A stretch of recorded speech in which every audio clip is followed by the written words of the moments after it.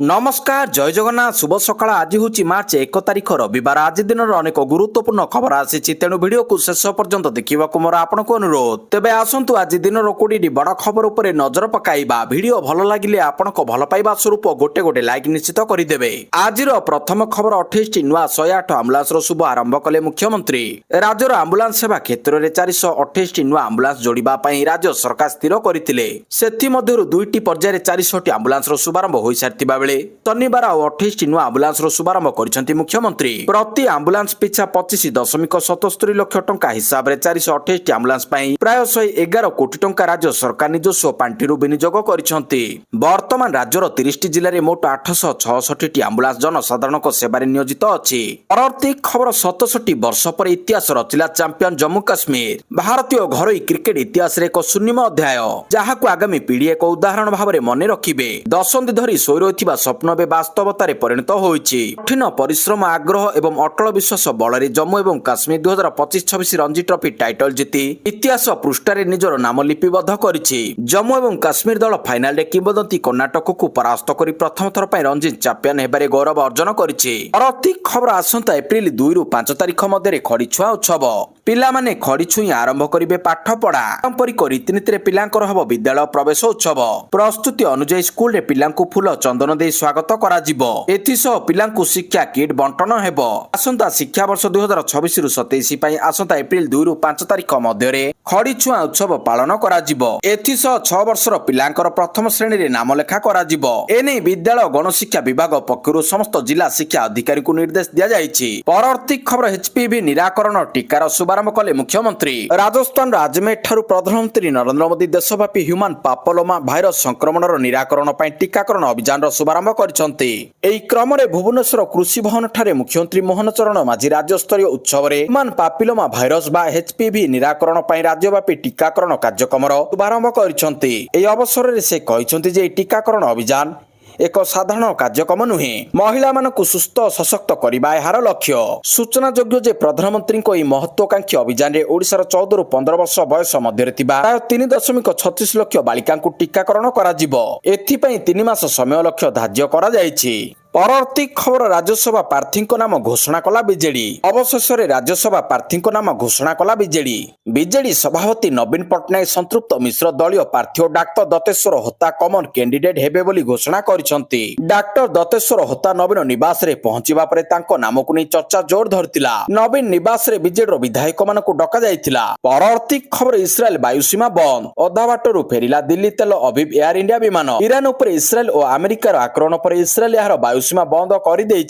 दिल्ली तेल Aviv जाउथिबा air India विमान अधा बाटरू फेरिबाकु बाध्य होइछि। मध्य प्राच्य स्थिति संकटजनक थिबा बेले इस्राएल ईरान आक्रमण पर यार समस्त विमान बंदर बंद रखिछि। ईरान मध्य निज वायुसीमा बंद रखिछि फल एयर इंडिया विमान को मझी आकाशरू फेरिबाकु पड़िथिला। परवर्ती खबर पश्चिमबंग विधानसभा निर्वाचन में मुतयन रहिबे 240 कंपनी सीएपीए चलित वर्ष पश्चिमबंग रे विधानसभा निर्वाचन हेबाकु जाउथिबा बेले यार प्रस्तुति क्रम रे आज ठारू राज्य रे 240 कंपनी केंद्र सशस्त्र पुलिस बाहिनी सीएपीएफ मुतयन करा जिवो। ए केंद्रीय सुरक्षा बाहिनी मुतयन संपर्क में निर्वाचन आयोग पक्षरु घोषणा करा जायछि। मार्च 10 तारिख रे द्वितीय पर्याय रे आउ 240 कंपनी सीएपीएफ मुतयन करा जिवो। 24 नॉर्थ प्रगणा जिले में सर्वाधिक 30 कंपनी सीएपीएफ मुतयन करा जिवो।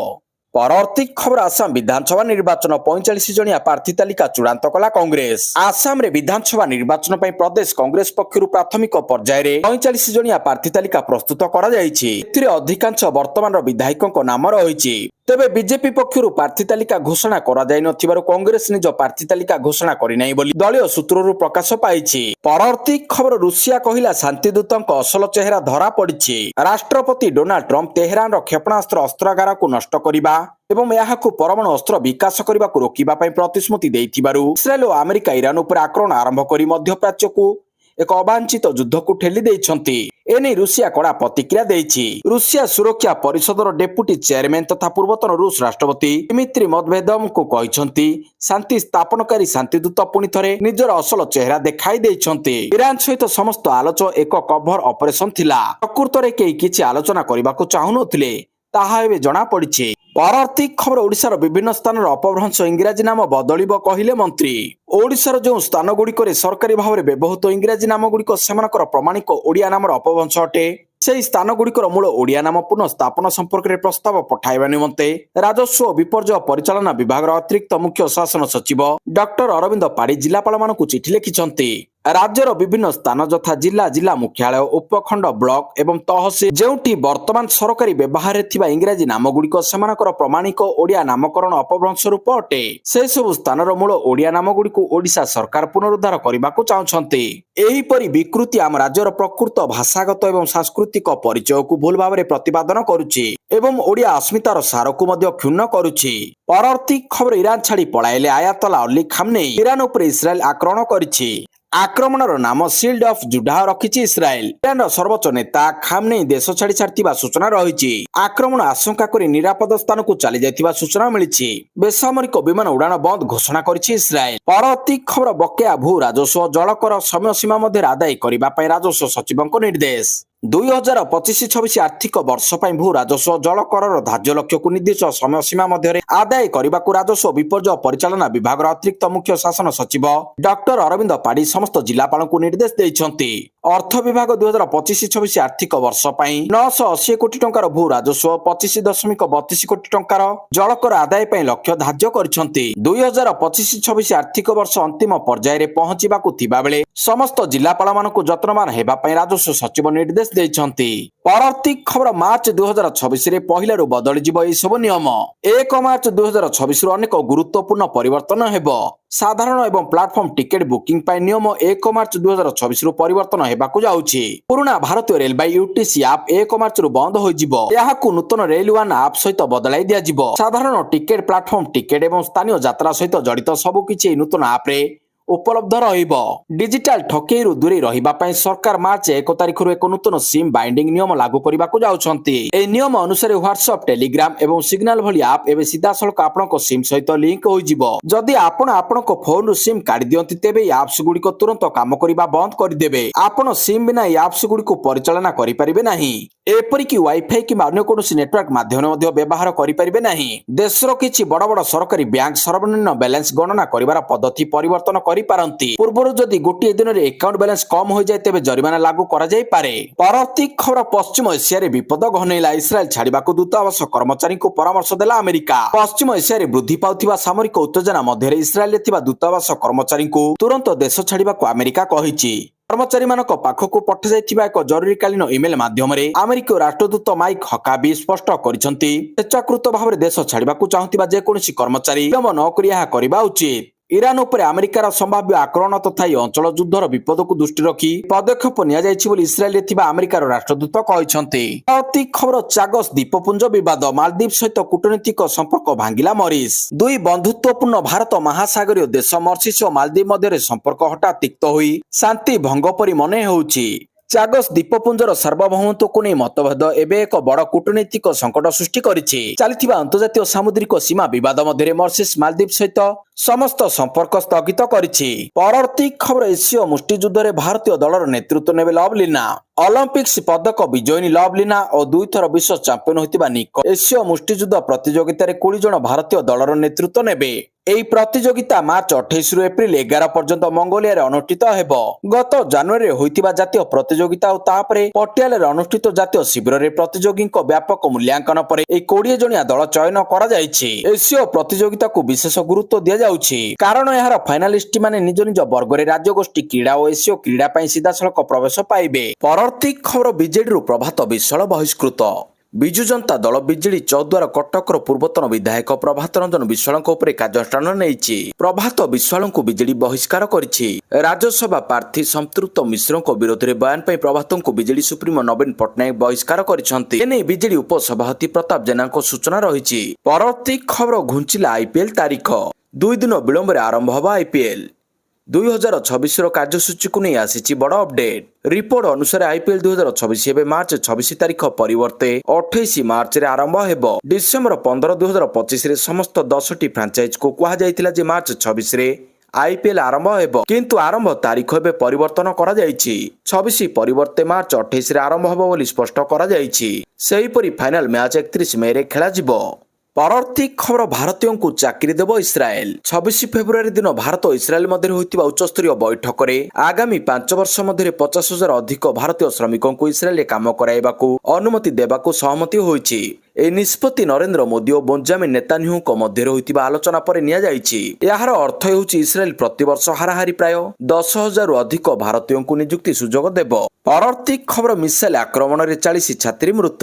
ଆମେରିକା ଇସ୍ରାଏଲ ଆକ୍ରମଣରେ ଶନିବାର ଦକ୍ଷିଣ ଇରାନର ମିନାଫଠାରେ ଏକ ସ୍କୁଲରେ 40 ଜଣ ଛାତ୍ରୀଙ୍କ ମୃତ୍ୟୁ ହୋଇଛି। ଇରାନର ଜାତୀୟ ନ୍ୟୁଜ ଏଜେନ୍ସି INA ପକ୍ଷରୁ ସୂଚନା ଦିଆଯାଇଛି। ଏହି ଆକ୍ରମଣରେ 45 ଜଣ ଆହତ ହୋଇଛନ୍ତି। ଇରାନର ଅର୍ଦ୍ଧସାମରିକ ବାହିନୀ ରିଭଲ୍ୟୁସନ ଗାର୍ଡର ମୁଖ୍ୟାଳୟ ଏହି ସହରରେ ରହିଛି। ତେବେ ଆମେରିକା କିମ୍ବା ଇସ୍ରାଏଲ ପକ୍ଷରୁ ଏହି ଆକ୍ରମଣ ସମ୍ପର୍କରେ କୌଣସି ସୂଚନା ଦିଆଯାଇ ନାହିଁ। ପରବର୍ତ୍ତୀ ଖବର ଯୁଦ୍ଧ ଅପଡେଟ। 7 ଦେଶ ଉପରେ ନିଆଁ ବର୍ଷା କଲା ଇରାନ। ମଧ୍ୟପ୍ରାଚ୍ୟ ପୁଣି ଥରେ ଅଶାନ୍ତ ହୋଇପଡ଼ିଛି।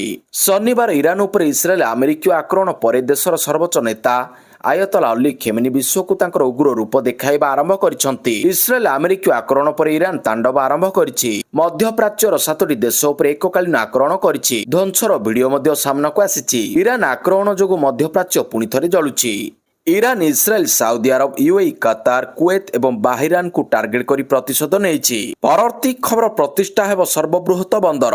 ଗଞ୍ଜାମ ଜିଲ୍ଲା ଚିକିଟି ବ୍ଲକ ଅଧୀନର ସୁନାପୁର ଠାରେ ଥିବା ବାହୁଦା ମୁହାଣରେ ରାଜ୍ୟର ସବୁଠାରୁ ବଡ଼ ବନ୍ଦର ପ୍ରତିଷ୍ଠା ପାଇଁ ପ୍ରସ୍ତୁତି ଜୋରଦାର ହୋଇଛି। ଏହି ପ୍ରକଳ୍ପ ପାଇଁ ପ୍ରାୟ 21,500 କୋଟି ଟଙ୍କା ବ୍ୟୟ ହେବ ବୋଲି ସୂଚନା ମିଳିଛି। 150 MTP କାର୍ଗୋ ପରିବହନ କ୍ଷମତା ସହିତ ଏହି ବନ୍ଦର ଗଞ୍ଜାମ ଜିଲ୍ଲାର ଆର୍ଥିକ ନକ୍ସାକୁ ପରିବର୍ତ୍ତନ କରିବ ବୋଲି ଅଧିକାରୀମାନେ ଦାବି କରିଛନ୍ତି।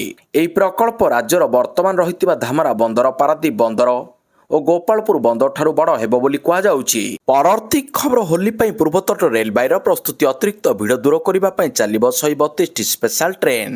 ଆଉ ଦିନ କେଇଟା ପରେ ଆରମ୍ଭ ହେବ ରଙ୍ଗର ପର୍ବ ହୋଲି। ଏହି ସମୟରେ ଯାତ୍ରୀମାନଙ୍କୁ ଆରାମଦାୟକ ଯାତ୍ରା ପ୍ରଦାନ କରିବା ପାଇଁ ପୂର୍ବତଟ ରେଳପଥ ଏହାର କ୍ଷେତ୍ରାଧିକାରରୁ 132ଟି ହୋଲି ସ୍ୱତନ୍ତ୍ର ଟ୍ରେନ୍ ଚଳାଇବା ପାଇଁ ଘୋଷଣା କରିଛି। ଏହା ସହିତ ଦେଶର ବିଭିନ୍ନ ପ୍ରାନ୍ତରୁ ଆରମ୍ଭ ହେଉଥିବା ଅନ୍ୟ 150ଟି ହୋଲି ସ୍ୱତନ୍ତ୍ର ଟ୍ରେନ୍ ପୂର୍ବତଟ ରେଳପଥ କ୍ଷେତ୍ରାଧିକାର ଅଧୀନସ୍ଥ ବିଭିନ୍ନ ଷ୍ଟେସନମାନଙ୍କରେ ରହଣି କରି ଗତି କରିବ, ଯାହା ଏହି ପାର୍ବଣ ଋତୁର ଭିଡ଼ ସମୟରେ ଯାତ୍ରା କ୍ଷମତାକୁ ଉଲ୍ଲେଖନୀୟ ଭାବରେ ବୃଦ୍ଧି କରିବ।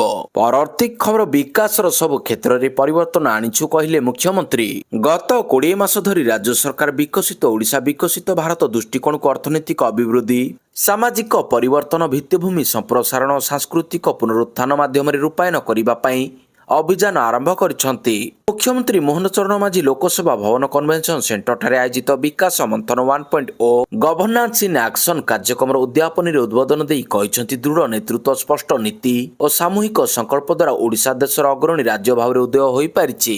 ଏଭଳି କାର୍ଯ୍ୟକ୍ରମ ଆୟୋଜିତ କରାଯାଇଥିବାରୁ ଏହାର ସହ ଆୟୋଜକ OCIDର ଉଚ୍ଚ ପ୍ରଶଂସା କରିଥିଲେ ମୁଖ୍ୟମନ୍ତ୍ରୀ। ସେ କହିଛନ୍ତି, ସମୃଦ୍ଧ ଓଡ଼ିଶା ଗଠନରେ ସ୍ପଷ୍ଟ ମାର୍ଗଦର୍ଶନ ପାଇଁ ଏଭଳି ବିଚାର ବିମର୍ଶ ଅତ୍ୟନ୍ତ ଜରୁରୀ। ଚଳିତ ବର୍ଷ ରାଜ୍ୟର ଅର୍ଥନୈତିକ ଅଭିବୃଦ୍ଧି ହାର 7.9% ରହିଛି, ଯାହା ଜାତୀୟ ହାର ଠାରୁ ଅଧିକ। ଗତ 20 ମାସରେ ରାଜ୍ୟକୁ ପ୍ରାୟ 20 ଲକ୍ଷ କୋଟି ଟଙ୍କାର ପୁଞ୍ଜିନିବେଶ ଆକର୍ଷଣ କରାଯାଇଛି। 2,40,000 କୋଟି ଟଙ୍କାର 109ଟି ପ୍ରକଳ୍ପ ଭିତ୍ତିପ୍ରସ୍ତର ସହ ଉଦ୍ଘାଟନ ହୋଇଥିବା ବେଳେ ପ୍ରାୟ 1,76,000 ନିଯୁକ୍ତି ସୃଷ୍ଟି ହୋଇଛି।